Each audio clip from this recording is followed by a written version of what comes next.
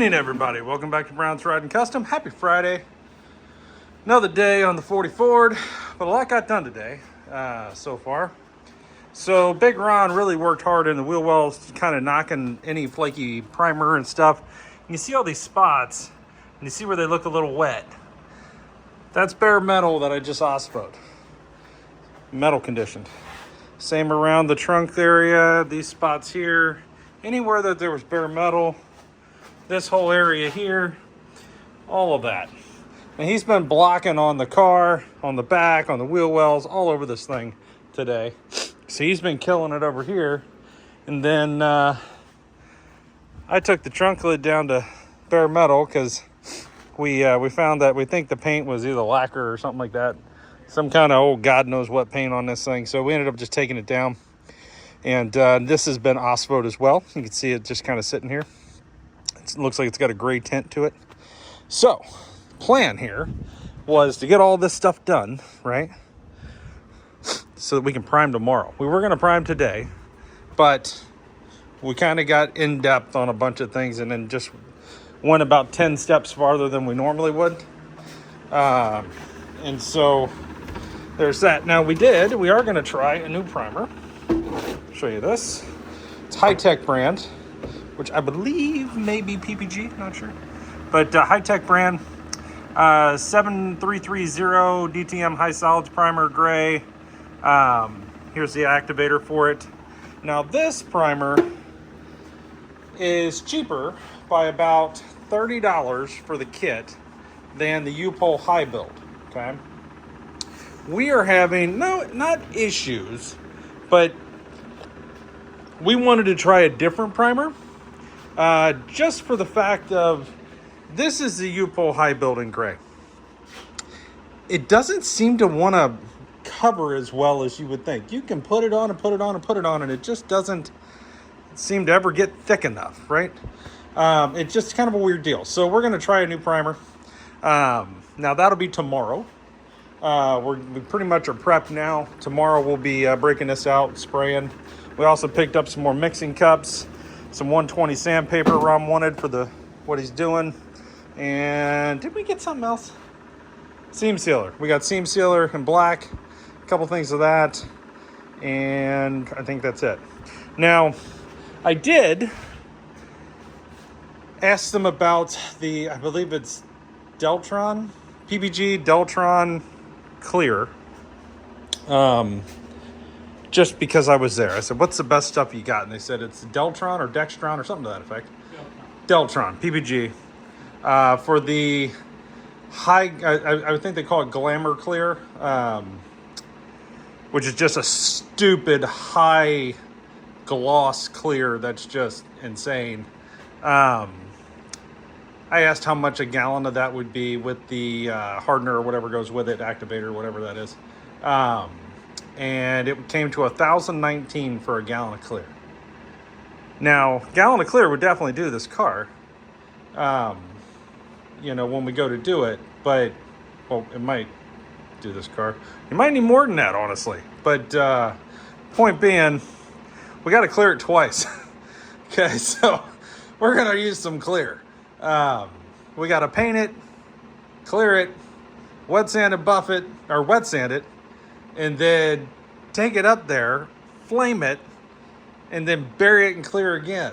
So there's going to be a lot of clear. So just trying to get my numbers right. I mean, odds are we would never use that. I mean, that is like stupid, like shit they use on Riddler war cars and stuff. I think that's about as good as it gets. I'm not positive on that, but it's the best shit they sell at our paint shop and that they can get. So, yeah.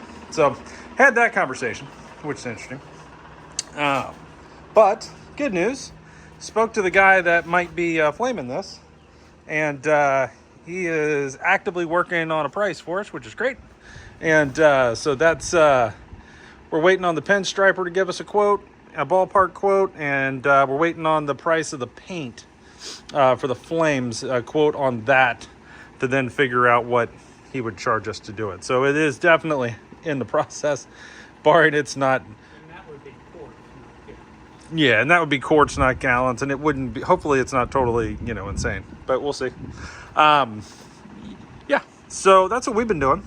So tomorrow we're going to prime the wheel wells, back of the car, with the new primer, see how that goes. We'll bring all that to you as well.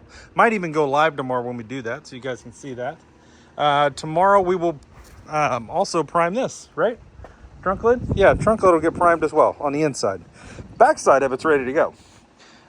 This is the inside of the trunk. It's just kind of nasty looking, so it just needed some love. So I've been working on this for 2 days, but I think it turned out pretty good so far. We'll prime it, and then we'll seam seal around the battery box, or the license plate box, and yeah, should be good. So way better than what it is. And again, on this trunk lid, you're not going to see any of it. The actual interior goes all the way around this edge.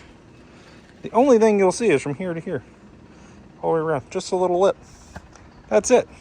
So, you know, and like these big areas are going to get insulation, you know, so every one of those, I mean, so it's just, you know, something to get on there to make sure that it doesn't ever rot away. That's the idea. 58 Apache hanging out, looking all sexy. For those of you that don't know, we did get the thing up and running yesterday. It actually drives pretty good. It needs an alignment, but other than that, our suspension and steering problems we believe to be, we're done with them. So thing's doing great right now. Fired it right up yesterday, put the gas tank in it. Hadn't had a gas tank in it and hadn't run since the guy tuned up the engine, literally that day. And I took the gas tank out that day, which is like a month and a half. Put the tank in it. Shit, it fired right off. Ran great, idles great, drives around the neighborhood, awesome. So yeah, thank God. So that's all good news. We did get our hood insulation for the Big Red today. That came in. My brother bought that for my dad for his birthday, which is coming up. Cinco de Mayo. We should call it Cinco de Ron. Everybody celebrates on his birthday. So yeah, guys, lots of stuff going on. Tomorrow's going to be a big day. We'll be priming. And all of this is in preparation to final prime the car, but also we'll have to pull the doors, get into the door jambs, do the actual inside of the doors, get those cleaned up. And they've already been done. It's just, we just need to clean them up a little better. This car's been in this configuration for years.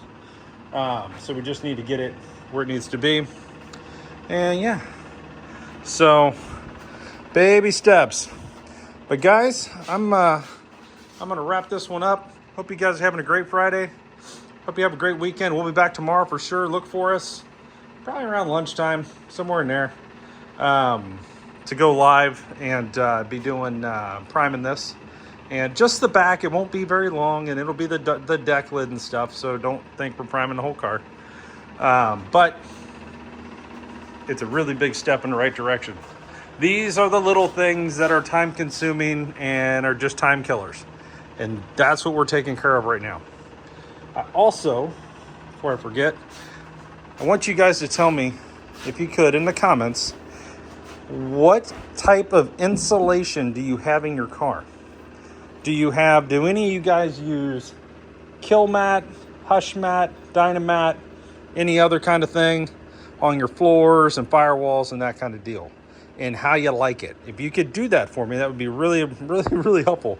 Because I'm currently pulling this insulation off the floor and I'm going to redo it with something new. But I'm on the fence about what to get, right? So I've heard good things about all of it.